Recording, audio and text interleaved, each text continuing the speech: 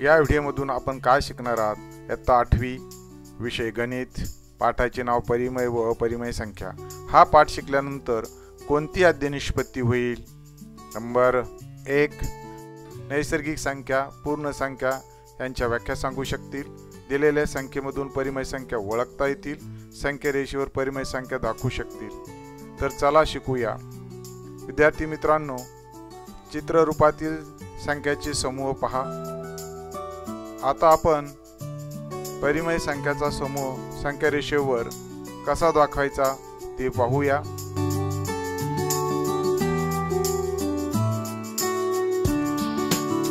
प्रथम एक रेषा काढली, त्यावर बिंदू घेतले।